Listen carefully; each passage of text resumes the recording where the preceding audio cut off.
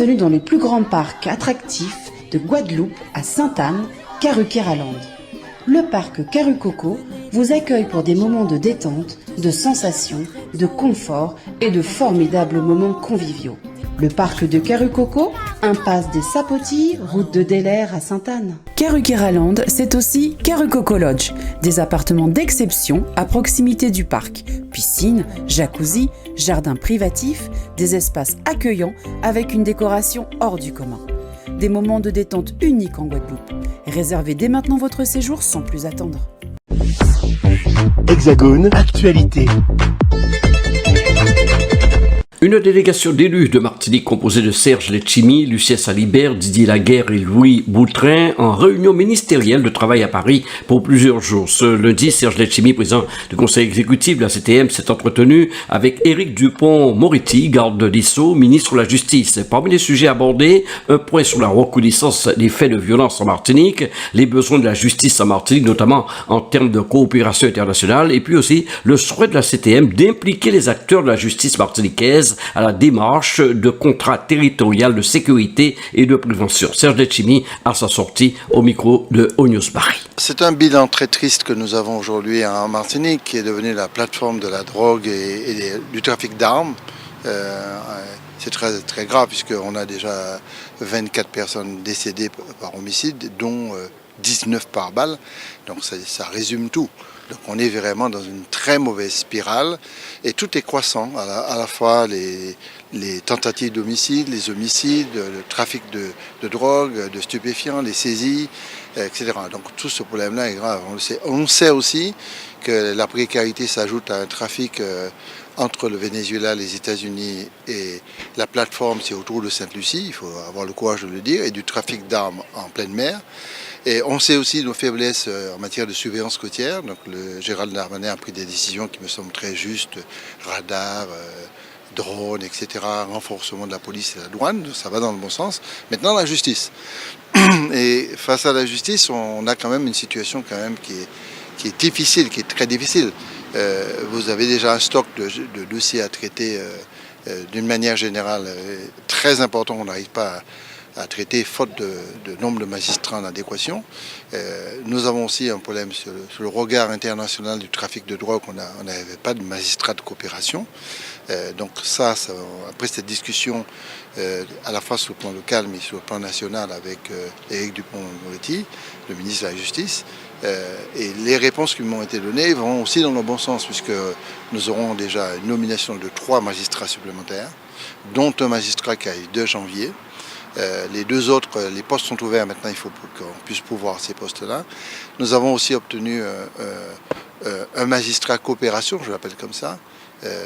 C'est une décision très très importante pour nous, parce qu'il faut absolument travailler avec Venezuela et travailler avec les États-Unis et Sainte-Lucie.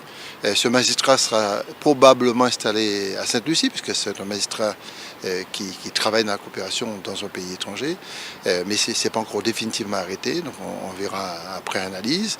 Et puis il y a aussi des procédures dont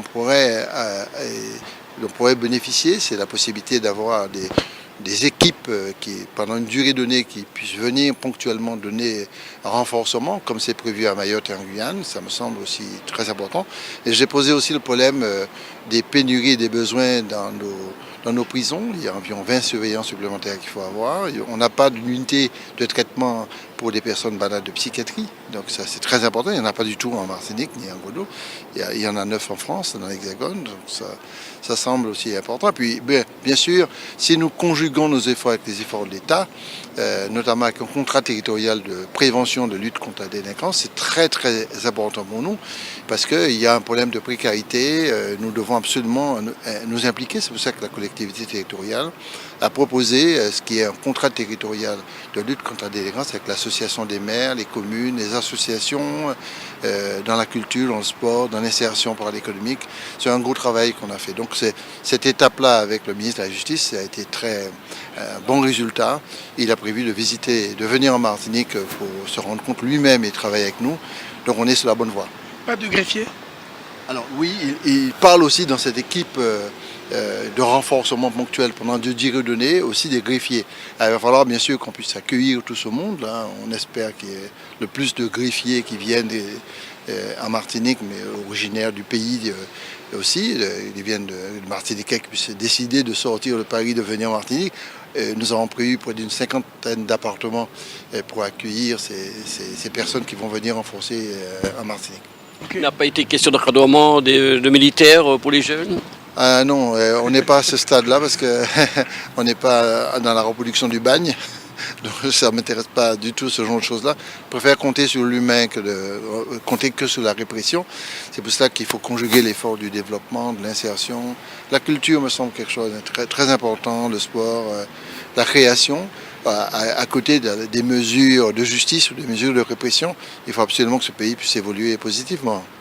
En plus, nous avons une innovation en Martinique. Nous créons, vous savez, il existe déjà l'école de la deuxième chance, on crée l'école de la troisième chance. C'est pour les sorties de prison, pour éviter les récidives, parce que 70% des personnes qui sortent de prison sont en situation de récidive.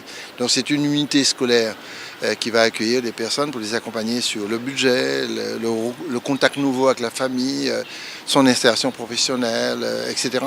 C'est le lien familial et mettre l'ancien prisonnier dans un lien familial positif et un lien social positif, nous semble essentiel. Donc on va créer en Martinique, on innove l'école de la troisième chance. Outremernews.fr, le site de l'actualité Outre-mer, 24 heures sur 24 et 7 jours sur 7. Retrouvez la chaîne Outremer News sur YouTube.